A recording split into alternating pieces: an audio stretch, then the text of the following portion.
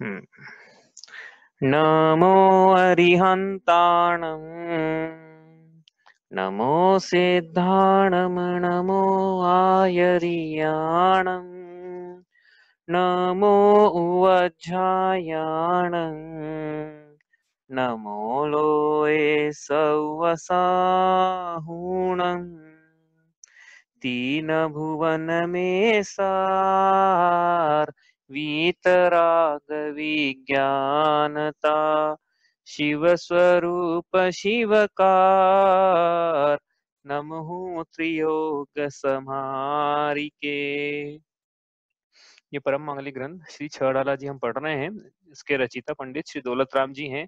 इसके अंतर्गत 6 ढालों में से हमारी चल रही है दूसरी ढाल। दूसरी ढाल में 2 बातों का वर्णन है। कभी बोलते हैं 6 बातों का, कभी बोलते हैं 2 बातों का, कभी बोलते हैं 3 बातों का, कभी बोलते हैं 1 बात का। कौन सी 1 बात का वर्णन है? दुखों के मूल कारण का। 2 प्रकार से वो कारण बताए हैं, अग्रहित मिथ्यात्व और ग्रहित मिथ्यात्व। इसलिए 2 बातों का वर्णन भी है। लेकिन वो अग्रहित मिथ्यात्व और ग्रहित मिथ्यात्व सबके 3 भेद है। 3 कारणों का वर्णन भी है, मिथ्या दर्शन, मिथ्या ज्ञान और मिथ्या चारित्र। और 6 कारणों का वर्णन भी है, अग्रहित मिथ्या दर्शन ज्ञान चारित्र और ग्रहित मिथ्या दर्शन ज्ञान चारित्र। इसमें से हमने लगभग अग्रहित मिथ्यात्व का पूरा स्वरूप हमने पढ़ लिया। लगभग जो अग्रहित मिथ्या चारित्र थोड़ा सा बचा हुआ है वो करते हैं। उसके पहले हमने जो रिवीजन हमने संवर्त बंध तत्व तक पिछली बार कर लिया था, अब हम आगे करें। उसके पहले ये जो फर्स्ट हाफ था, ये फर्स्ट हाफ मतलब 2 हाफ है ना इसके, पूर्वार्ध और उत्तरार्ध। पूर्वार्ध में क्या हुआ, इसमें अग्रहित मिथ्यात्व का वर्णन है और उत्तरार्ध में ग्रहित मिथ्यात्व का वर्णन है। तो हमने अग्रहित मिथ्यात्व का वर्णन पूरा पढ़ लिया है, कम से कम छंद तो पढ़ लिए हैं। ठीक है, अर्थ थोड़ा सा करना बाकी रह गया है, तो इसको एक बार पूरा छंद पढ़ते हैं हम। कहाँ तक? अग्रहित मिथ्यात्व का मतलब पूरा फर्स्ट हाफ पूरा पढ़ते हैं एक बार। ठीक है, यहाँ से शुरू करते हैं पढ़ना। भी आप भी म्यूट ही रहने देना माइक, लेकिन आप साथ में पढ़ते जाना। आपका शब्दों से परिचय होगा, आपकी आवाज ही आपके कानों पे पहुंचेंगे ना, तो उससे थोड़ा फायदा होगा, शब्दों से परिचय प्राप्त होता है। ठीक है, इसको पढ़ते हैं एक बार।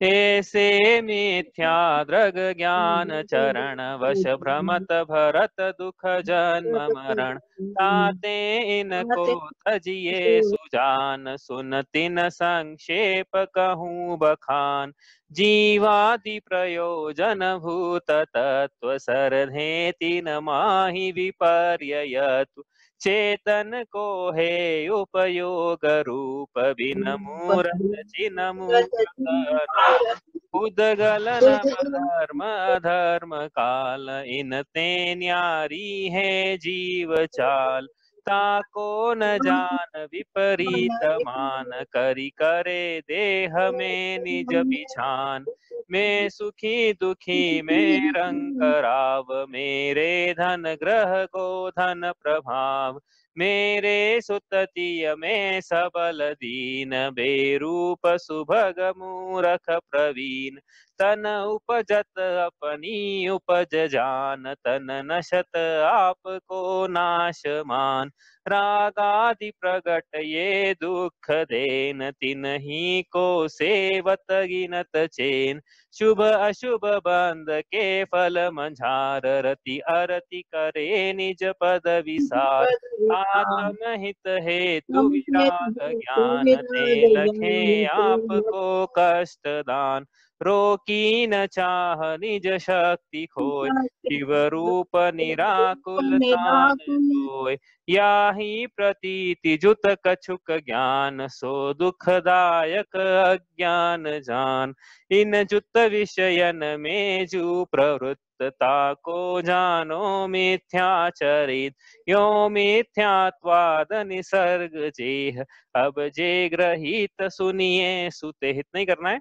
तो आखिरी पंक्ति जो है ना इसमें लिखी है, यहाँ पे इसका अर्थ नहीं किया था हमने, पहले इसका अर्थ कर लेते हैं फिर थोड़ा रिवीजन करेंगे। यहाँ लिखा है कि ये जो ऊपर वर्णन किया है ये मिथ्यात्वादी निसर्ग, निसर्ग मतलब अग्रहित। अब निसर्ग का मतलब आगे देखेंगे और क्या होता है निसर्ग का मतलब, लेकिन ये जो ऊपर वर्णन किया है हमने अभी तक, ये मिथ्यात्व आदि। अब ये मिथ्यात्व आदि लिखा है ना, तो देखो यहाँ पे मिथ्यात्व शब्द का क्या मतलब हुआ, यहाँ मिथ्यात्व शब्द का मतलब मिथ्या दर्शन है ना। तो मिथ्यात्व के 2 अर्थ हमने पहली जब मोह महामत पियो अनादि किया था ना, तो उसको वहां बताया था कि मोह का मतलब मिथ्या, तो मिथ्या के 2 अर्थ निकाले जाते हैं।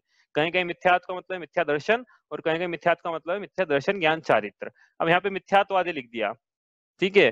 तो मिथ्यात्व प्लस आदि, तो यहाँ मिथ्यात्व का मतलब हुआ मिथ्या दर्शन और आदि में लगाना है फिर मिथ्या ज्ञान मिथ्या चारित्र। तो इस प्रकार मिथ्या दर्शन मिथ्या ज्ञान मिथ्या चारित्र, यूं इस प्रकार मिथ्या दर्शन मिथ्या ज्ञान मिथ्या चारित्र निसर्ग जय मतलब अग्रहित, अग्रहित मिथ्या दर्शन अग्रहित मिथ्या ज्ञान अग्रहित मिथ्या चारित्र का वर्णन किया है। अब जो ग्रहित है, अब ग्रहित क्या है, ये मिथ्या दर्शन मिथ्या ज्ञान मिथ्या चारित्र दो प्रकार से थे ना, 6 बातों का वर्णन था, 2 हाफ थे इसके।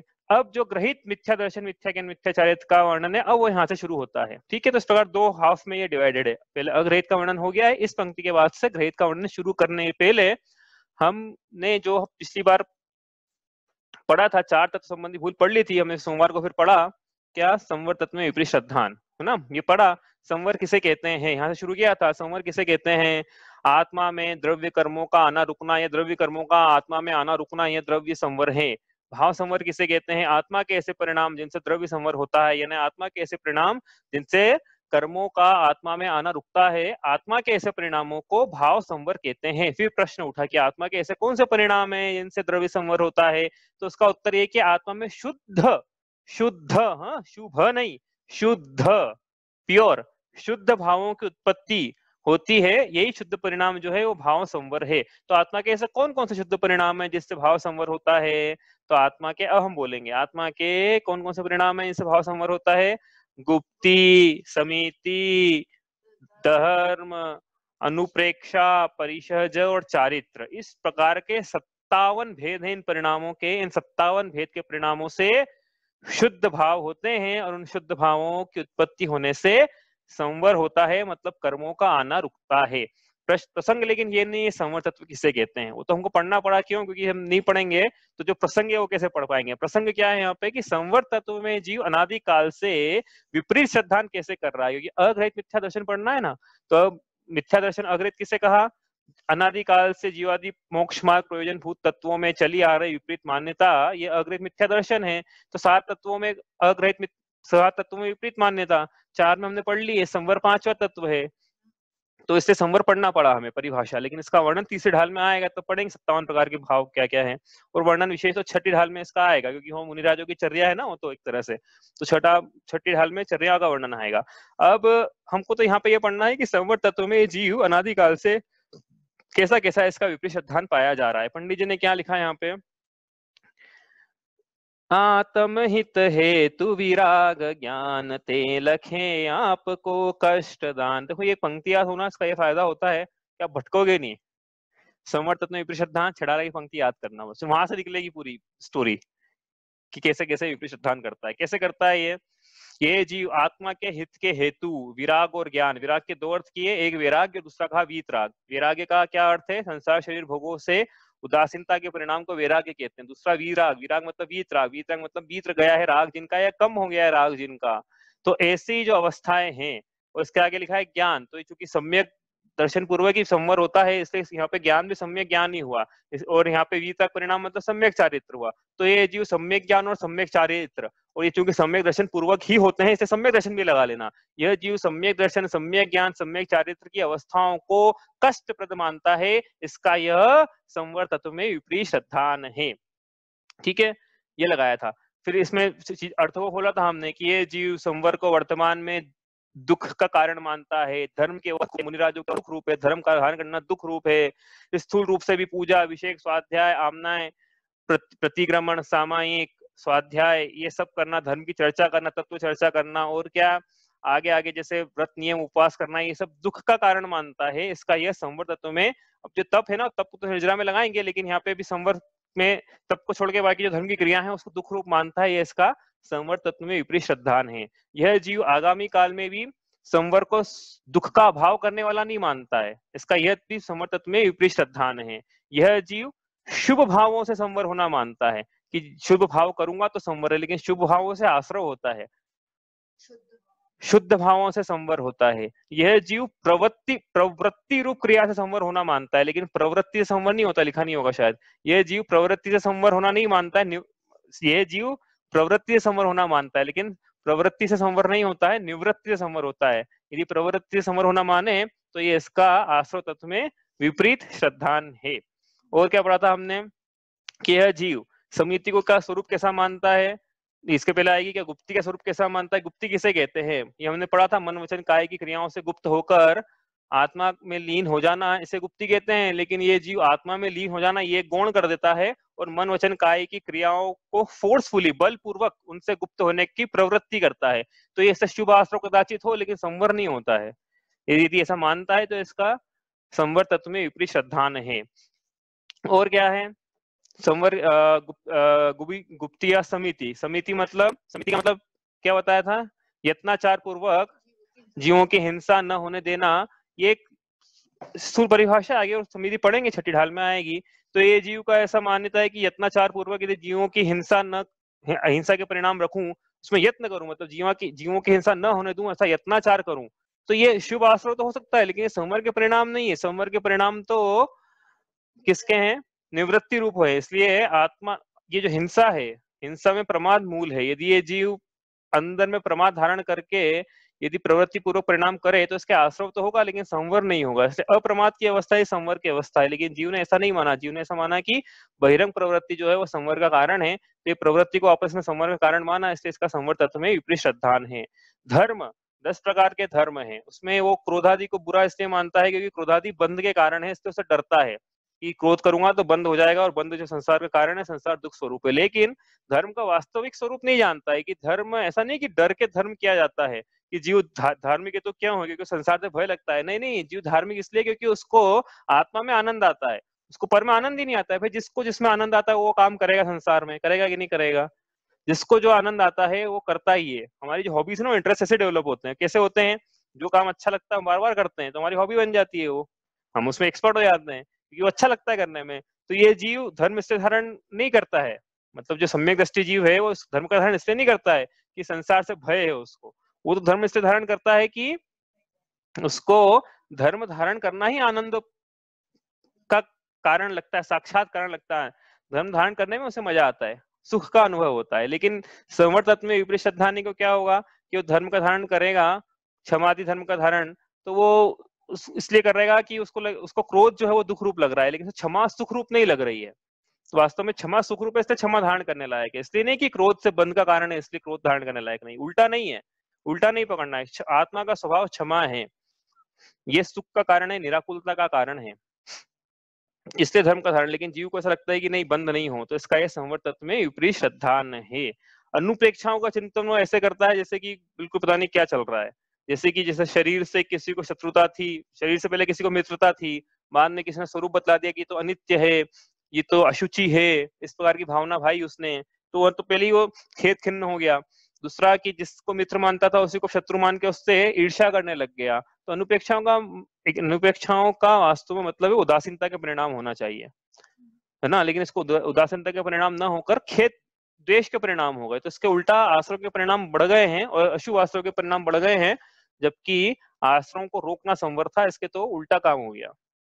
परिचय जय में क्या मानता है कि भारी जब कष्ट लगे तो उसको सहन करना, ठीक है, बहिरंग में उन कष्टों की प्रकटता न हो और अंतरंग में भले वो आकुलित होता रहे कि कहाँ क्षुधा की वेदना, तृषा की वेदना, ठंड गर्मी आदि, भूख प्यास, ये मच्छर डांस, भूमि शयन, ये आदि क्या उसको सहन करने के परिणाम, वो परिभाषा भी ऐसे ही जैसे सहा जाता है उसे परिचय कहते हैं।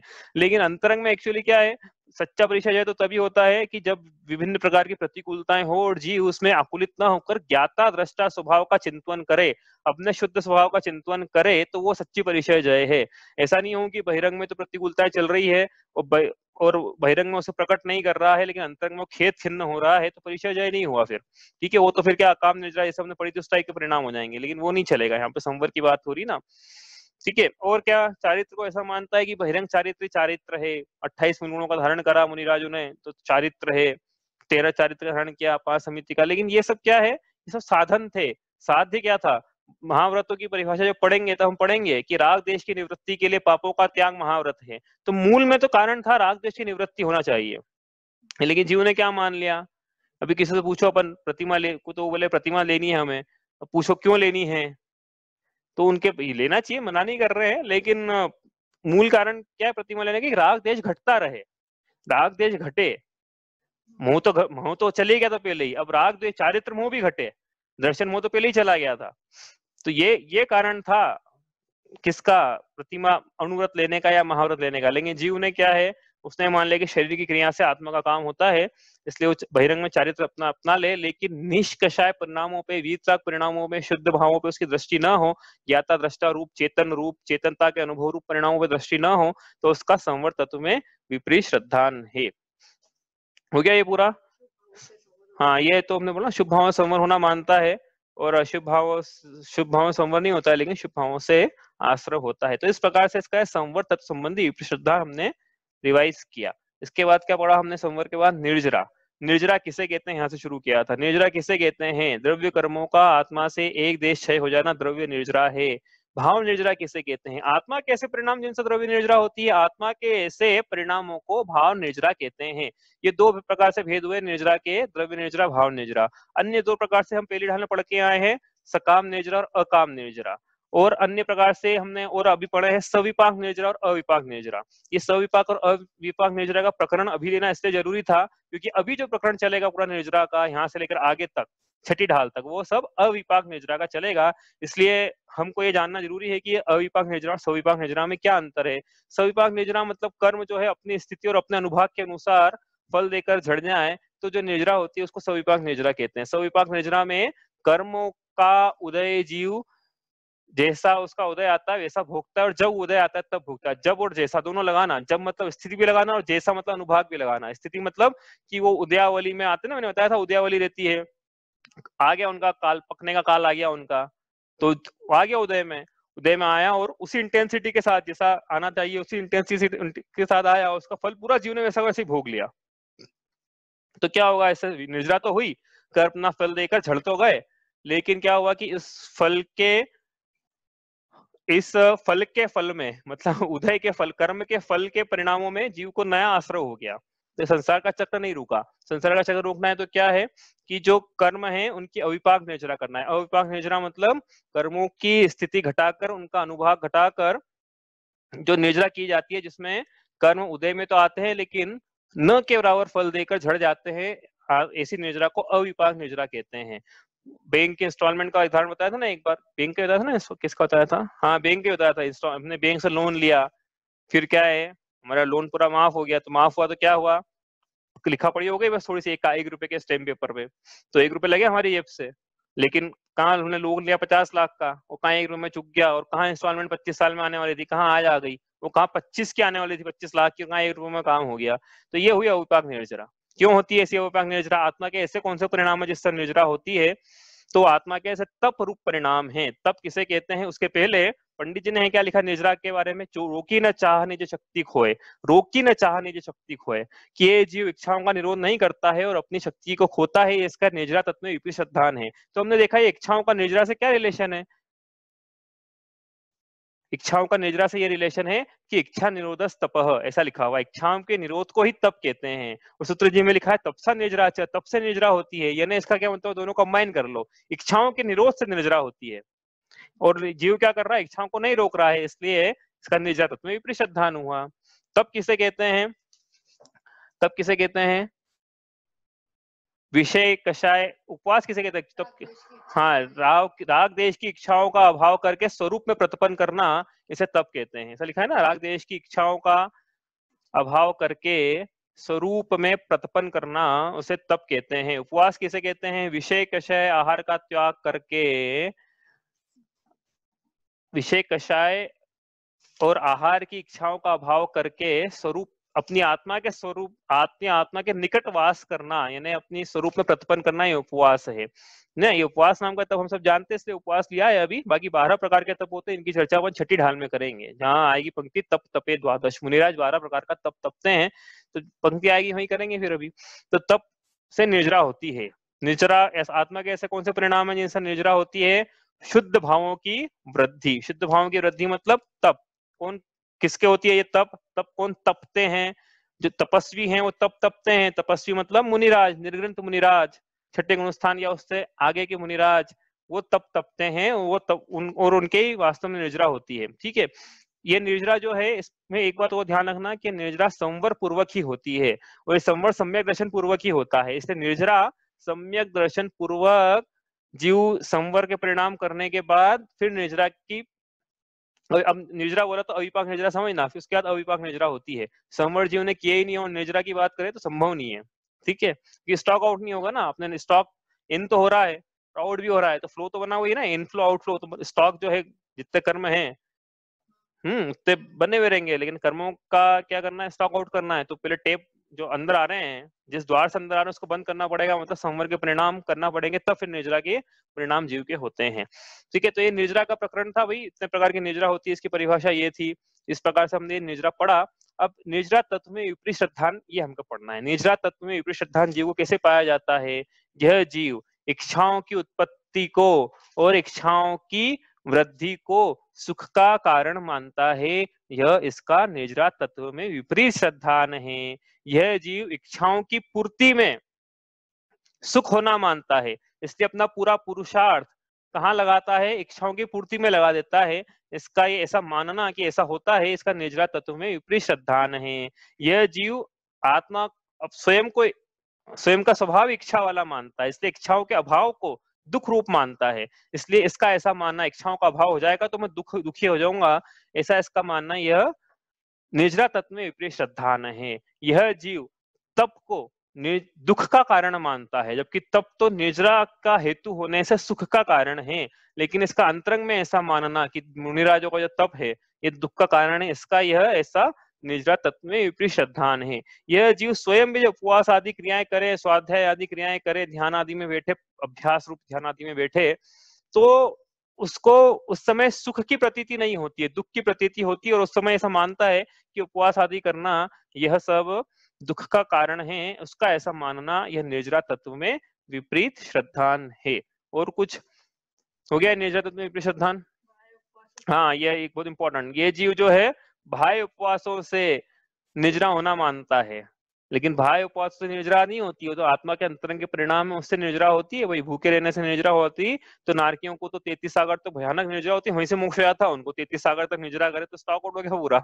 तो ये अंतरंग में क्या परिणाम चल रहे हैं, उससे वो निर्जरा का संबंध है। भाई तो साधन है कि हमने इच्छाओं का अभाव करना था ना, तो आहार का भी अभाव कर दिया। जब आहार के अभाव कर दिया तो बाकी विषय कषाय तो आ ही गए ना उसमें। फिर भाई आहार जो नेसेसरी चीज है, आहार के बिना जीवन नहीं चल पाता है, तो जीव ने आहार जैसी चीज का त्याग कर दिया, उसकी इच्छाओं का निरोध कर दिया, तो फिर बाकी 5 इंद्रियों के विषयों की तो बात थी क्या, उनका तो हो ही गया फिर निरोध। तो ये इच्छाओं के निरोध पूर्वक क्या करा, उसने आत्मा के समीप उपवास किया, उसे कहा हमने उपवास, उसे कहा तप। लेकिन जीव ने क्या कहा करा, मोक्ष सप्तमी ना आज हम तो बस हो जाएगा क्या, तो नहीं करेंगे क्या, कोई ये पूछ रहा नहीं करेगा, कल से सम्यक दर्शन का होने का इंतजार करेंगे उसके बाद। तो भैया ऐसा है कि करना मत। ये मोक्ष प्रकाशक में सेम यही प्रश्न उठाया, उत्तर ये लिखा है वहां पे कि जो उपदेश है वह तो ऊपर चढ़ने के लिए दिया जाता है। कोई उपदेश का धारण करके गर्त में गिरे तो हम क्या कर सकते हैं, इसलिए ये उपवास आदि जो है अभ्यास के रूप में जीव को करना चाहिए। लेकिन बिना आत्मानुभूति के यदि कोई जीव सोचे कि उपवास से निर्जरा हो गई तो ऐसा नहीं होता। हाँ, लेकिन अभ्यास के लिए करना चाहिए। इसलिए हाँ हो गया ना। तो इसलिए क्या है कि उपवास आदि कोई कर रहा है तो छोड़ मत देना। किस प्रकार से उपवास की भोजन का निषेध करके, तो भोजन का निषेध करके अभ्यास कर रहा है तो उसका वो करना भी ठीक है, लेकिन वो उससे निर्जरा हो जाएगी ऐसा मत मानना। बस बात ये है यहाँ पे, निर्जरा तो कैसे होती है, निर्जरा वास्तव में तो मुनिराजों की होती है, लेकिन हाँ इसके अभ्यास में आगे बढ़ रहा है तो वो भी प्रशंसनीय है, धर्म के मार्ग पे आगे बढ़ रहा है इस प्रकार से, तो प्रशंसनीय है। इस प्रकार से निर्जरा का प्रकरण हुआ। अब मोक्ष तत्व संबंधी विपरीत श्रद्धान, रोकी न चाह निज शक्ति खोए, शिव रूप निराकुल तान जोए। शिव रूप निराकुलता न जो, ऐसा लिखा है। तो शिव रूप निराकुलता न जो है मतलब यह जीव मोक्ष अवस्था को निराकुल नहीं मानता है, इसका यह मोक्ष तत्व में विपरीत श्रद्धान है। ऐसा पंक्ति यही है। तो पहला प्रश्न तो ये मोक्ष किसे कहते हैं? द्रव्य, सभी द्रव्य कर्मों का आत्मा से सर्वथा जुदा हो जाना, सर्वथा उनका क्षय हो जाना, सर्वदेश, क्योंकि निर्जरा में लिया था ना एक देश क्षय होना, यहाँ लेना सर्वदेश क्षय हो जाना, संपूर्ण क्षय हो जाना, पूरी तरह से अलग हो जाना। किसका? द्रव्य कर्मों से। किससे? आत्मा से अलग हो जाना, इसको हमने द्रव्य मोक्ष कहा। द्रव्य कर्मों का आत्मा से पूरा अलग हो जाना, यह द्रव्य मोक्ष है। और भाव मोक्ष आत्मा की शुद्ध अवस्था, परम शुद्ध अवस्था, उसे हमने भाव मोक्ष कहा था। अब इसमें एक बात, लेकिन आपको एक पहले बताया, कंफ्यूजन नहीं हो जाए कि द्रव्य मोक्ष फिर पुद्गल का मोक्ष कैसे हो जाएगा, पुद्गल का मोक्ष हो सकता है क्या? तो हमने बोला ना यहाँ पे कि आपने पुद्गल का बंध होना माना था ना, बंध होना माना कि नहीं, आना माना कि नहीं, रुकना माना कि नहीं, बंधना माना कि नहीं, वैसे ही वियोग भी मानो। तो यहाँ पे वियोग का नाम, एक दूसरे से वियोग हो जाना, वो मोक्ष है। ठीक है, तो पुद्गल का आत्मा से वियोग हुआ, पुद्गल भी स्वतंत्र हो गया, मुक्त हो गया ना। पहले आत्मा से बंधा हुआ था, आत्मा जहां जाता था पुद्गल को जाना पड़ता था, और वो मुक्त हो गया, तो उसका भी उस प्रकार से पूरा मुक्त हो गया, इसलिए उसको मोक्ष कहा। ठीक है, और इसी प्रकार से आत्मा तो है ही मुक्त, सभी कर्म बंधों से उसको मुक्ति मिल गई, इस प्रकार से भाव मोक्ष हुआ। तो सुख का स्वरूप क्या है? सुख का स्वरूप तो ऐसा है कि यह बाधा रहित है, अविच्छिन्न है। मोक्ष का स्वरूप कैसा है? बाधा रहित है, अविच्छिन्न है, सम है, सुख का कारण है। और शाश्वत है, अनंत है, ऐसा तो इसका कार्य, मोक्ष का स्वरूप है। लेकिन जीव ऐसा नहीं मानता है। वो कैसा मानता है कि इसके अपोजिट जो भी मानता है वो कि पराधीन है या जो भी मानता है, तो इसका मोक्ष तो संबंधी विपरीत श्रद्धान हुआ। और कैसा है कि यह जीव स्वर्ग के सुख की जाति और मोक्ष के सुख की जाति को एक ही प्रकार का मानता है, कि स्वर्ग में बहुत इंद्रिय सुख मिलेंगे और उससे अनंत गुना ज्यादा, मतलब उसी टाइप के। लेकिन तो यहाँ पे टाइप लेना, इंद्रिय सुखों का टाइप मानता है, मतलब मोक्ष में भी इंद्रिय सुख होना मानता है। यह इसका मोक्ष में विपरीत श्रद्धान है। एक तो ये हुई बात। और जैसे स्वर्ग में सुख है उससे अनंत गुना, तो वहां पे जैसे एक देवी मिलती तो मोक्ष में अनंत देवियां मिलेगी, इसको ऐसा यदि मान्यता में है, तो इसका ये मोक्ष तत्व में इस प्रकार से विपरीत श्रद्धान है। यह मोक्ष अवस्था को भी ऐसा मानता है कि वहां पे भी आकुलता पाई जाती है, मतलब वहां पे कुछ काम करने के लिए है, भगवान की सेवा करेंगे, बैकुंठ में जाके पैर दबाएंगे तो हमें सुख की प्राप्ति होगी, तो ये आकुलता रूप अवस्था को सुख का कारण मानता है, ये इसका मोक्ष तत्व में विपरीत श्रद्धान है। ये पूरा परम निराकुल अवस्था को दुख रूप मानता है, कि हम पूरा निराकुल हो जाएंगे तो हमें मोक्ष तत्व, हमें विपरीत श्रद्धान हमें दुख की प्राप्ति होगी, ऐसा यह मोक्ष तत्व में इसका यदि ऐसा माने तो इसका मोक्ष तत्व में विपरीत श्रद्धान है। कुछ जीव तो बस लोग कह रहे हैं कि मोक्ष अच्छा है इसलिए अच्छा है ऐसा मानते हैं, तो भी ऐसा मानना, निर्णय करके नहीं मानना ही मोक्ष तत्व में विपरीत श्रद्धान है। यदि जीव अनंत ज्ञानात्मक गुण प्रकट हो इसलिए मोक्ष चाहता है, सिर्फ इसलिए चाहता है कि वो पर को जान पाए, सबको अभी जानने की इच्छा है ना, पर को हम जान नहीं पा रहे हैं, हमारे ज्ञान का क्षय नहीं इतना, तो बोलेगा बाद में क्षयिक ज्ञान प्रकट होगा। अब क्षय क्या होता है आगे समझेंगे मन, जब पढ़ लेंगे परिभाषा अच्छी सी। तो पूरा जब केवल ज्ञान होगा तो पर को अच्छे से जान पाऊंगा कि नहीं पर्याप्त पाऊंगा? हाँ, जान तो पाओगे, कोई इसमें कोई वो नहीं है, लेकिन पर को जानने के लिए मोक्ष चाहना, ये मोक्ष तत्व में विपरीत श्रद्धान है ना। इसी प्रकार और क्या है, होगा ये मोक्ष तत्व में विपरीत श्रद्धान। इस प्रकार से इसका ये मोक्ष तत्व में विपरीत श्रद्धान पाया जाता है। ठीक है, आगे चले यहाँ से। अब इसके ये हुआ किसका प्रकरण? जीवादि प्रयोजन भूत तत्व सरधेति न माहि विपर्ययत्व। यहाँ से लेके अभी तक शिव रूप निराकुलता न जोए, ये वर्णन जो चला है, यहाँ ये किसका चला है? अग्रहित मिथ्या दर्शन। एक बात का वर्णन पूरा हुआ, एक प्रकरण पूरा हुआ। दूसरा प्रकरण अग्रहित मिथ्या ज्ञान। क्या परिभाषा अग्रहित मिथ्या ज्ञान की? या ही परिभाषा पूछे तो ऐसा बताना आपको, यह ही प्रतीति जुत कछुक ज्ञान सो दुखदायक अज्ञान जान। अग्रहित मिथ्या दर्शन के साथ जीव का जो भी ज्ञान है, जो भी पूरा ज्ञान, मतलब पूरा ज्ञान मतलब जो भी क्षयोक्षम के अनुसार उसको ज्ञान पाया जा रहा है ना, तो अग्रहित मिथ्या दर्शन के साथ साथ उसका जो भी ज्ञान है वह सब अग्रहित मिथ्या ज्ञान जानना। तो इसमें अज्ञान का अर्थ देखा था हमने, अज्ञान शब्द का क्या अर्थ है? दो अर्थ थे। एक तो जिन ज्ञेयों का ज्ञान नहीं हो रहा है तत्संबंधी उसको अज्ञान पाया जा रहा है, और इस प्रकार के अज्ञान में ज्ञानावर्णीय कर्म का उदय कारण है।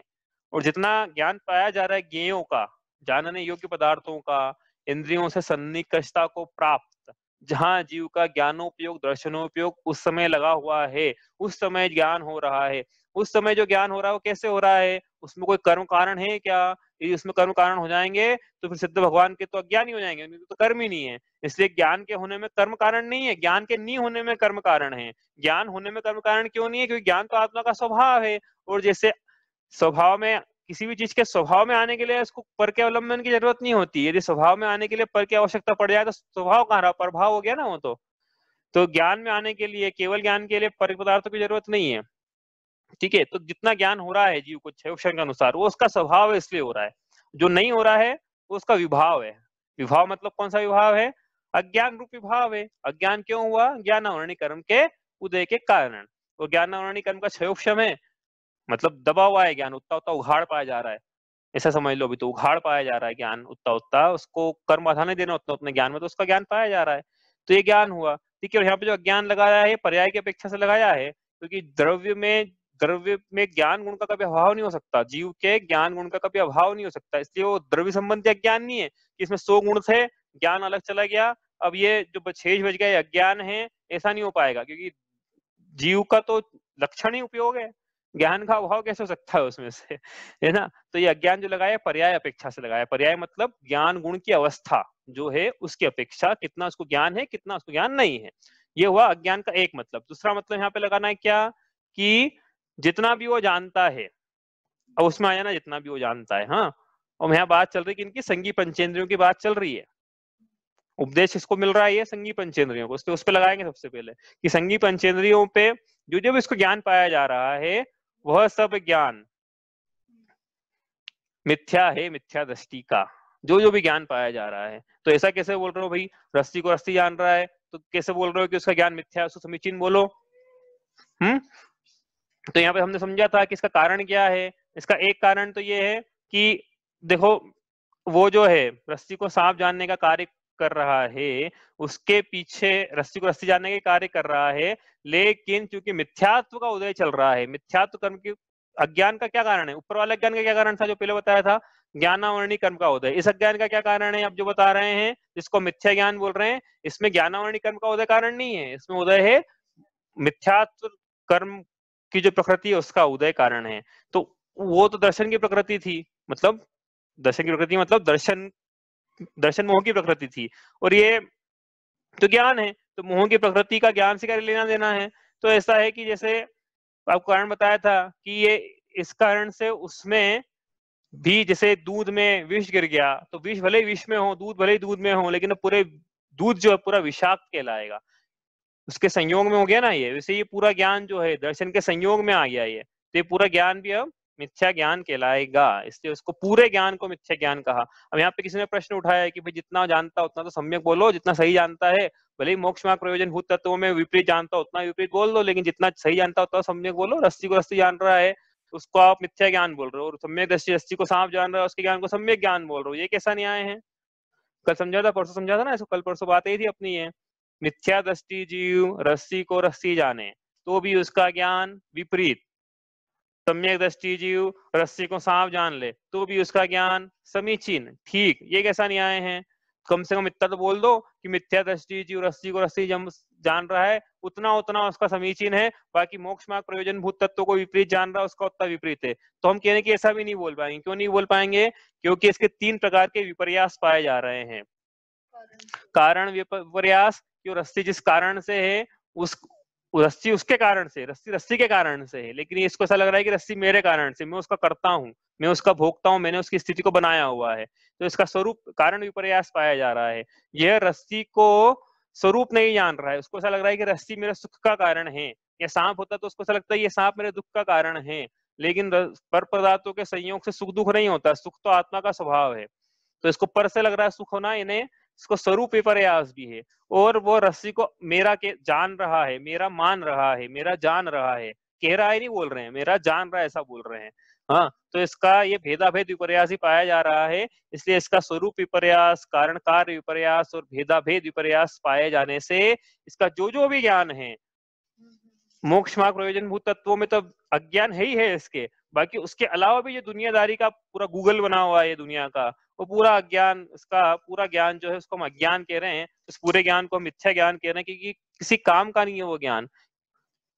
इस ज्ञान वो कहानी सुनी ना सेठ जी की, कि पहाड़ से वो धन कमा के लेके आए, फिर नाव में बैठे हुए थे, है ना, फिर वो नाविक से बात करने लगे, फिर नाविक ने बोला कि तैरना आता है कि नहीं, सेठ जी ने बोला नहीं बाकी सब तो आता है, बस तैरना ही नहीं सीखा हमने। तो फिर किस काम का, बाढ़ आ गई नदी में। अब कोई बोले नदी में बाढ़, हमारी नदी में तो बाढ़ आती ही नहीं है, तो भैया ये भव सागर में सभी तैर रहे हैं, सभी भव सागर में सभी पड़े हुए हैं, क्या सभी सभी को इस भाव, हमको भी इस भव सागर से पार लगना है, तो तैरना आना चाहिए ना, तो कौन तिराएगा। स्याद्वाद नहीं तेरी वाणी, शुभ नय के झरने झरते हैं, उस पावन नौका पर लाखों प्राणी भववारिधि तिरते हैं। देवशास्त्र गुरु की पूजन युगल जी ने लिखी, जो कि हे भगवान आपकी वाणी जो है स्यादवादमयी है। स्यादवाद का अर्थ हम करेंगे आने वाला थोड़ा सा। स्यादवादमयी आपकी वाणी है, शुभ नए के झरने झरते हैं। नए मतलब क्या होता है, वो भी स्यादवाद के साथ पढ़ेंगे। इस पावन नौका पर लाखों प्राणी भववारिधि तिरते हैं, आपकी इस जिनवाणी रूपी नौका पर तो लाखों प्राणी भव सागर को पार करते हैं। तो पार कराने वाली कौन है, जिनवाणी है, और जिनवाणी के इसको ज्ञान न हो तो भव सागर से कैसे पार हो। इसलिए मोक्ष मार्ग प्रयोजन भूत जो तत्व हैं, उनमें यदि इसका ज्ञान नहीं है, बाकी सब में ज्ञान है, तो कोई काम का नहीं है। इस भव में भी वो किसी काम का नहीं है। ऐसा नहीं कि एक भव में तो काम आ जाएगा ना, कम से कम क्या काम आएगा, आकुलता बढ़ाने के। अच्छा, किसको ऐसा ज्ञान हो गया वो सुखी है क्या, बताओ, ऐसा कोई तो होगा ना एकांत जिसको सारा ज्ञान हो गया और वो बोले कि अब तो मैं सुखी हो चुका हूँ। हाँ, ये मोक्ष में प्रयोजन भूत तत्वों के अलावा एक आध तो पढ़ के लाओ कि भाई ये इंटेलिजेंट है, ये जीनियस है, अल्ट्रा जीनियस है, ये आइंस्टीन ये सुखी होगा, या ये शकुंतला देवी ये सुखी होगी, या कोई न्यूटन है ये सुखी। एक कोई पकड़ के लेके आओ, कोई नहीं मिल पाएगा। इसका मतलब तो इस बात, और इनमें से लेके आ जाओ जिनको मोक्ष मार्ग प्रयोजन भूत ज्ञान तो है और आचरण भी कर रहे हैं, मुनिराज मतलब सम्यक दृष्टि मुनिराज। अब इनसे पूछो आप, एक कोई पकड़ के ले आओ, एक के पास भी जाओ आप, एक भी दुखी मिलेगा क्या। अब किस, तो फिर समझ में आ गई बात, मतलब कि सुख का कारण क्या है और दुख का कारण क्या है, समझ में आ गया। यही समझ में आ जाना चाहिए कि जिसको हम सुख का कारण मान रहे थे वो सुख का कारण निकले ही नहीं, और जिसको नहीं मान रहे थे, जिसको दुख का कारण मान रहे थे, जिसको हमने अपना मित्र जाना वो तो अपना शत्रु निकला, और जिसको हमने दुख का कारण जाना वही एकमात्र सुख का कारण निकला। तो ये इस प्रकार से भूल है ना जीव की, ऐसा मानना और ऐसा जानना।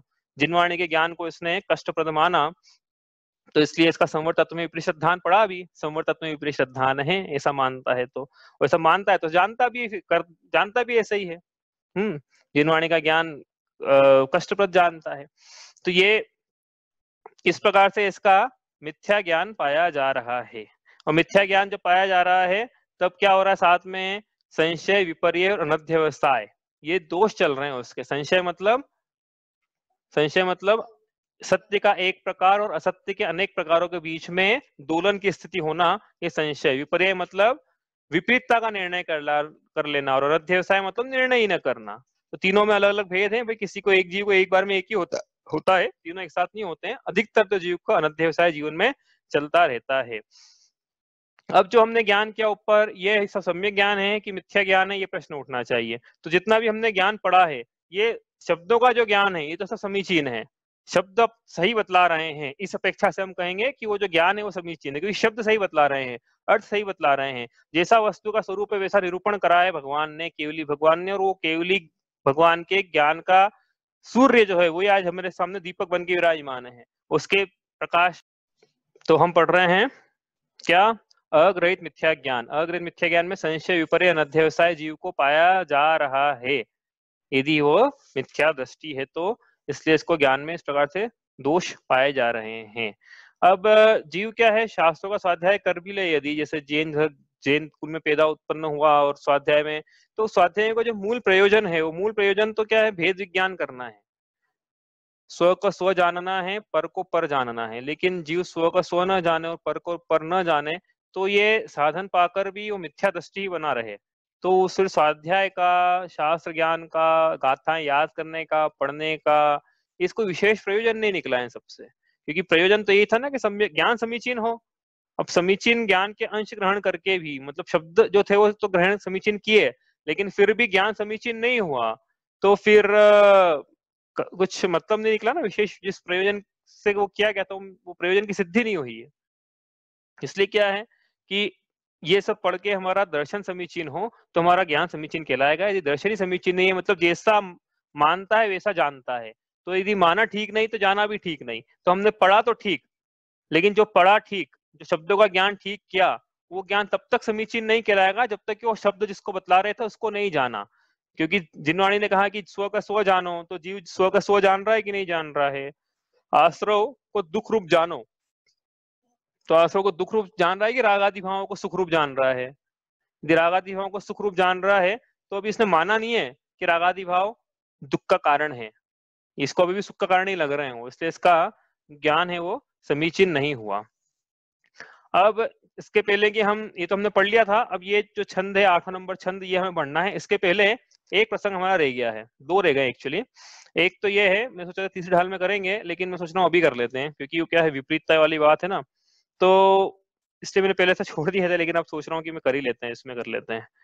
ठीक है, तो ये जो 7 तत्व थे, जो 7 तत्व की बात कर रहे हैं, इसमें पहली बात तो ये कर लेते हैं एक तो, कि कौन सा तत्व संबंधी भूल में कौन सा तत्व संबंधी भूल पाई जाती है। मतलब ये थोड़ा नया विषय है, हमने छुआ नहीं अभी तक इसमें, मतलब ज्यादा चर्चा नहीं करी कि जीव तत्व संबंधी यदि भूल है,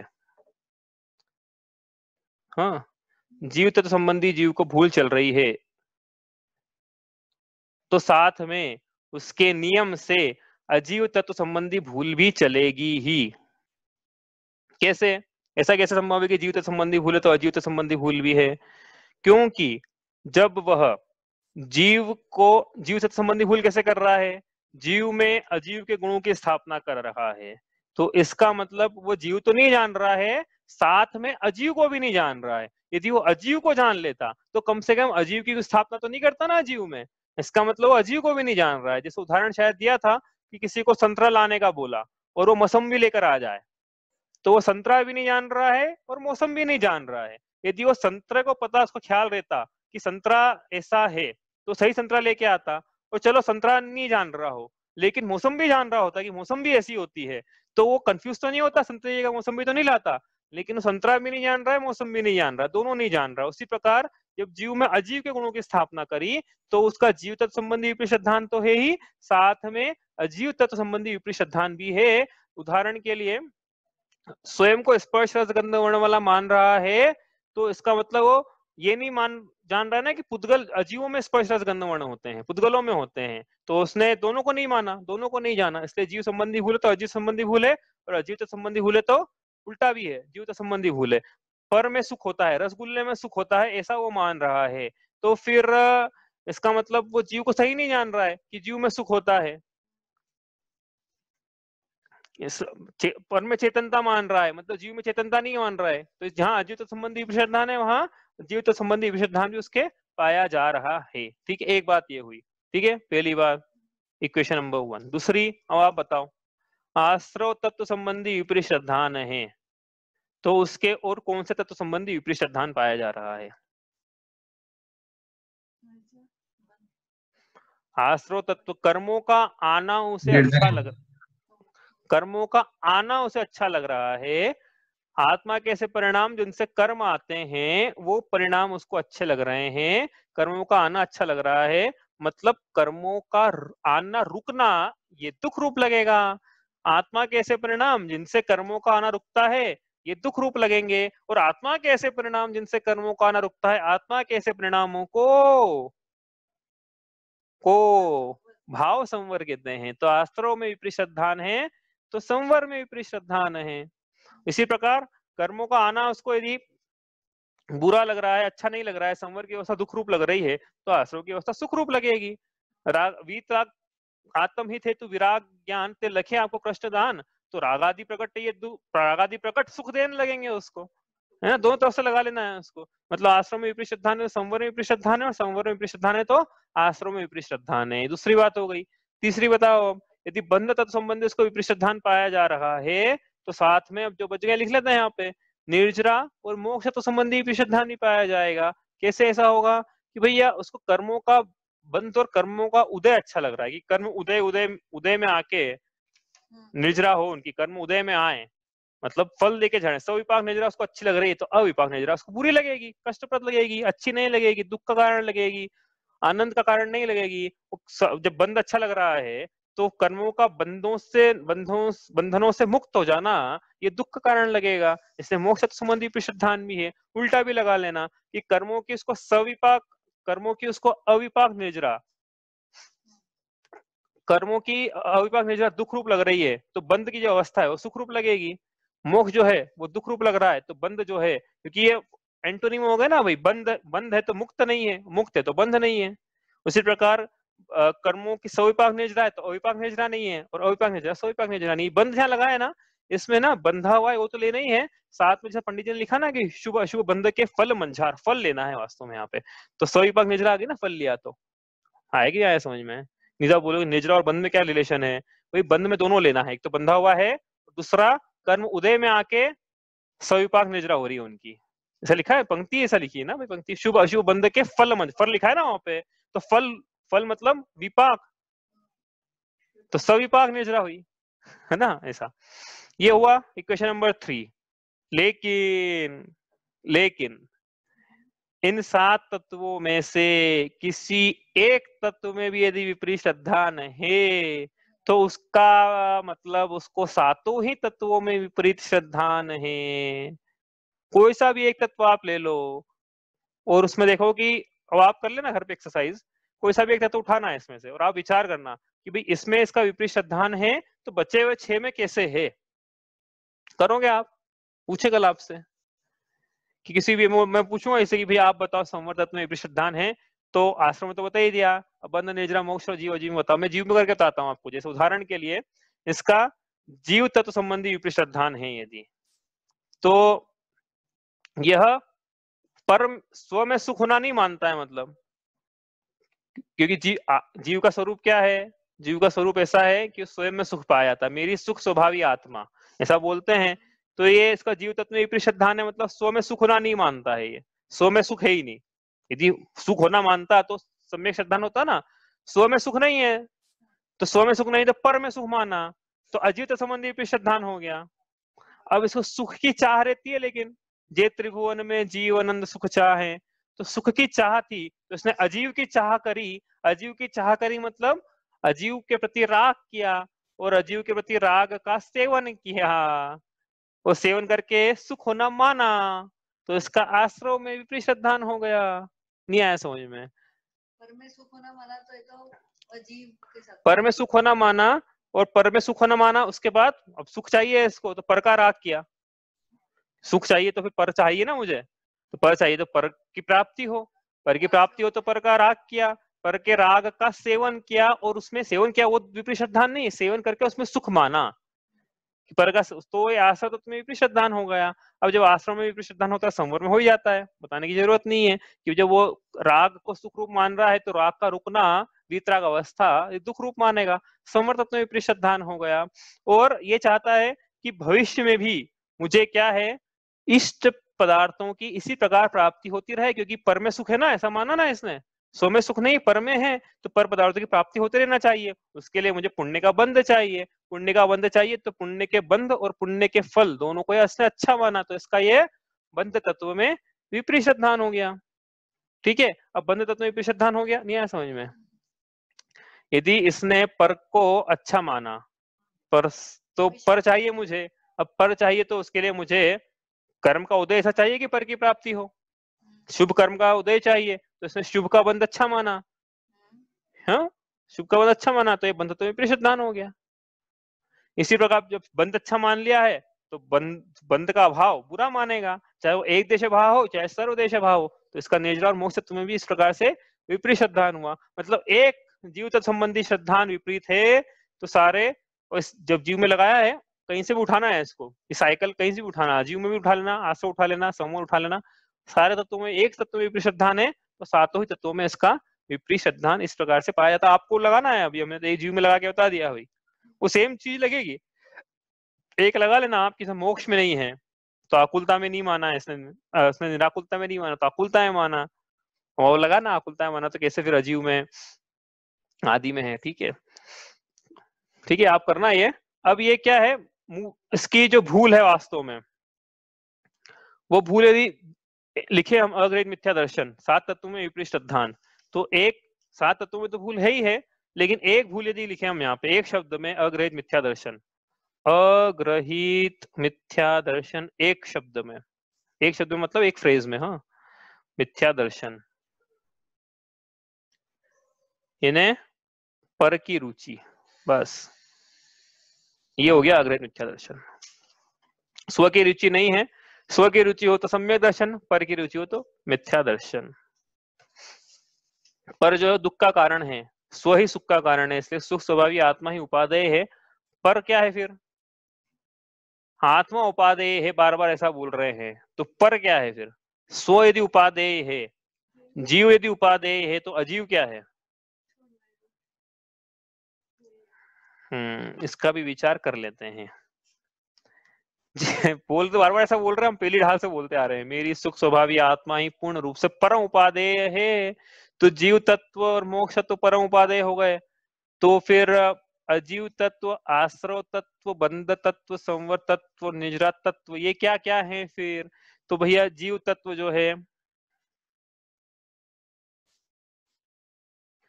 मेरी सुख स्वभावी आत्मा ही पूर्ण रूप से परम उपादेय है, तो ये उपादेय हुआ, उपादेय मतलब ग्रहण करने योग्य। ठीक है, अजीव तत्व ये क्या हुआ, ये आपसे बाद में पूछेंगे, थोड़ा ट्रिकी क्वेश्चन है ये, इसके बाद वाले में आते हैं अभी।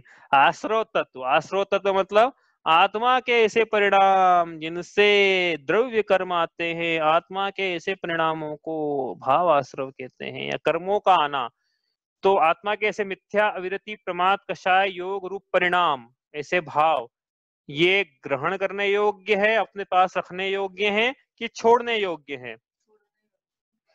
छोड़ने योग्य है ना, मिथ्या तो कौन रखना चाहता है, मिथ्या तो बेरी का तो अंश भी बुरा है, इसको तो बिल्कुल भी रखने लायक नहीं है, संसार परिग्रहण का मूल कारण जानू मिथ्या भाव, तो ये छोड़ने लायक परिणाम है, इसलिए ये हे मतलब छोड़ने योग्य।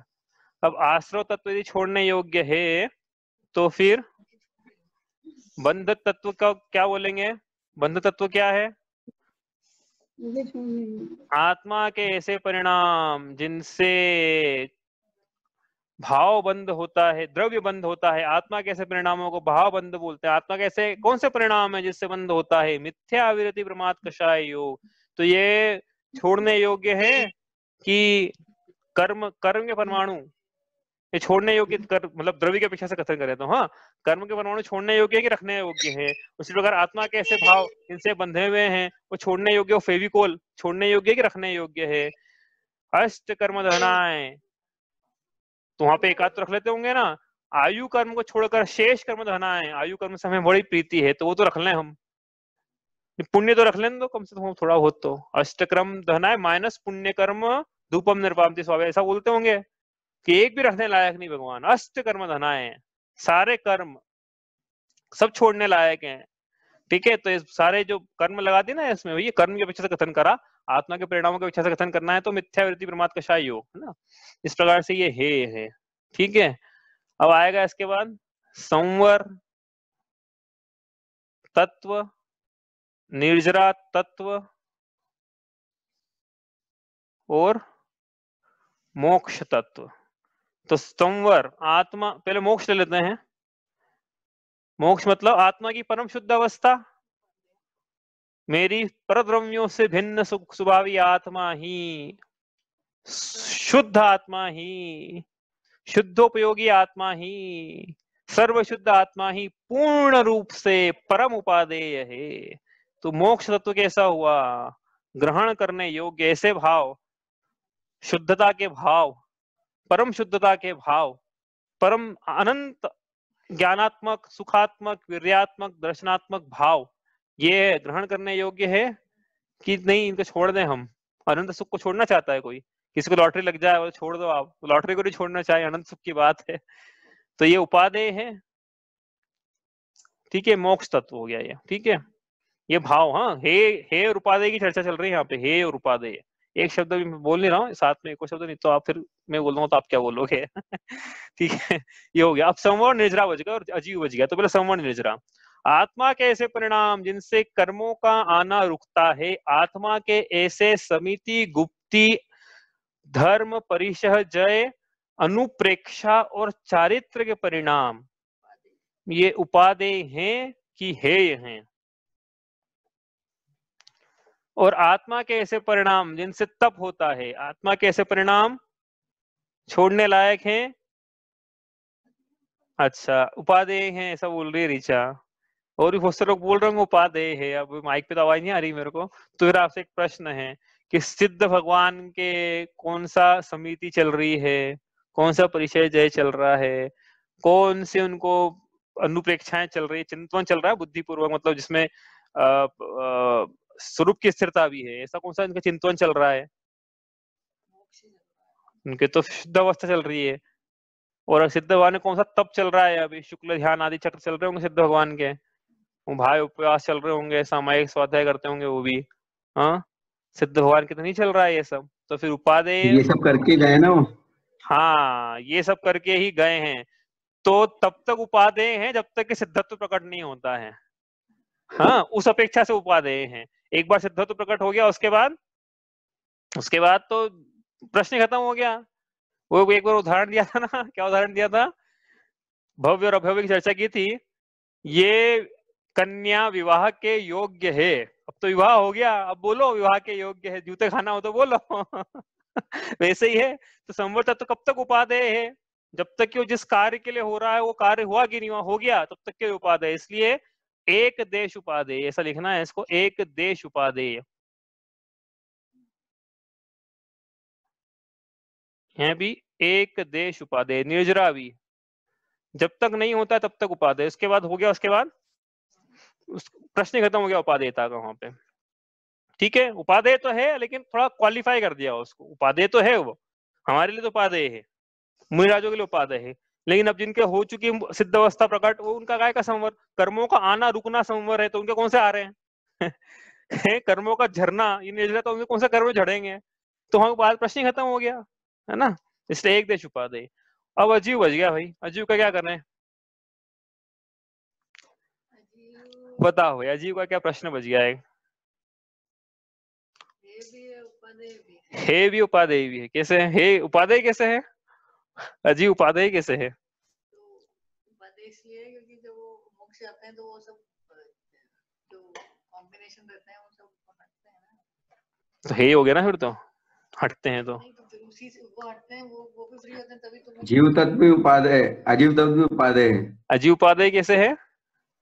अगर अजीव की जानकारी नहीं होगी, मतलब जैसे हाँ, जीव तत्व में अपना चलता नहीं है, आंसर आ अजीव गया का वैसे। तत्व नहीं नहीं नहीं, एक होगा। मिनट विकास भाई, आंसर दे दिया है आपने, आपको ही नहीं पता, आपने आंसर दे दिया, पहली लाइन में आंसर दे दिया नहीं, आपने। मैं उसकी एक्सप्लेन कर रहा हूँ जानकारी ना। नहीं होगी।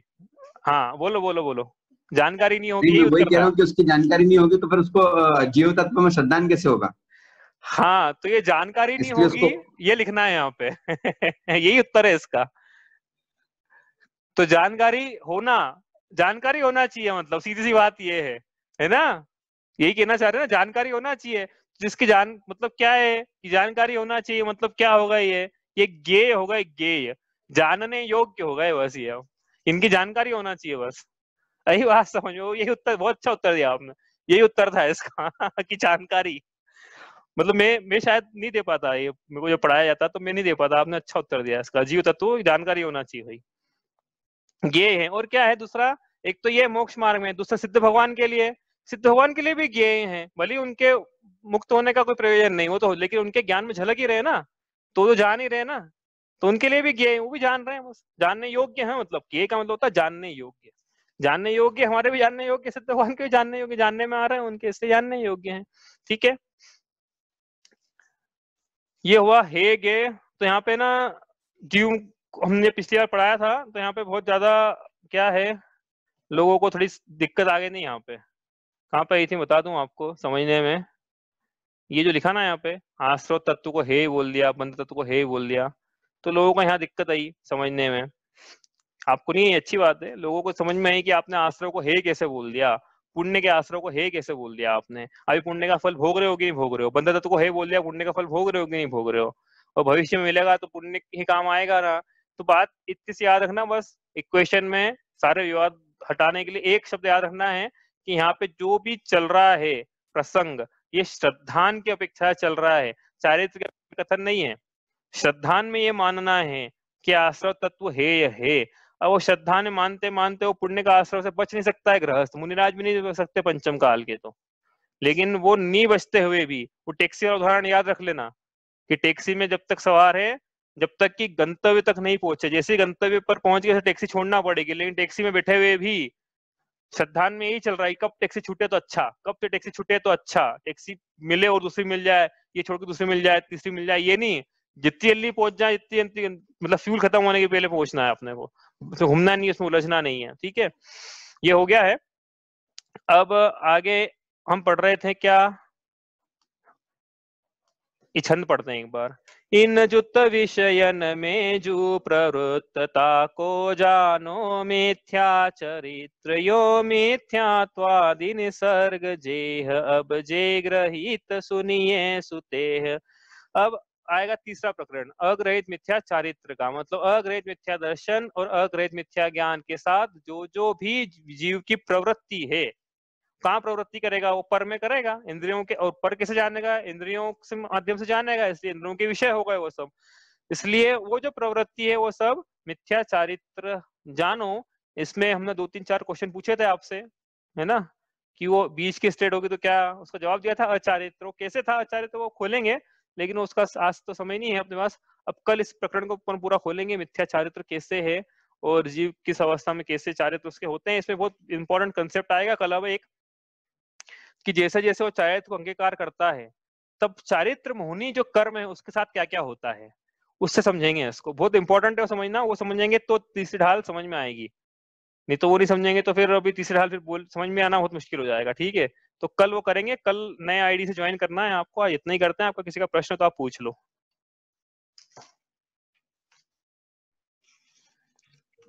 मैं एक चीज पूछ रहा था, हाँ जो झगड़े के अंदर अपने जो कषाय होती है वो बहुत उष्ण होती थी, मतलब बहुत ज्यादा होती है। जैसे कोई स्पोर्ट्स पर्सन है जिसको फुटबॉल खेलना बहुत अच्छा लगता है, फुटबॉल खेलते वक्त उसको ना राग होता है, ना द्वेष होता है, ना कुछ होता है। हाँ, फुटबॉल से राग है उसका, खेल से राग है, लेकिन बाकी चीजों से राग नहीं है।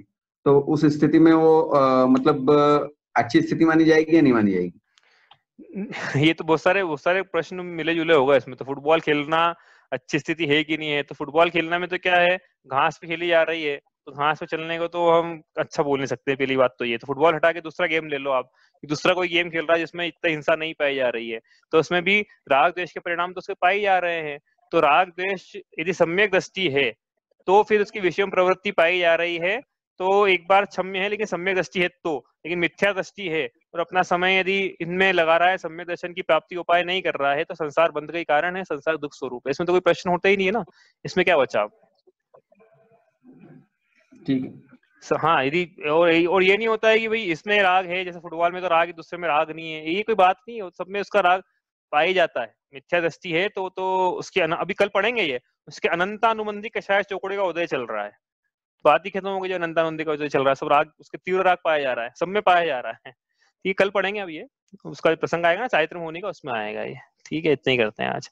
जा वाणी के ज्ञान ते सूझे लोकालोक, सो वाणी मस्तक नमो सदा देत हूँ धोख।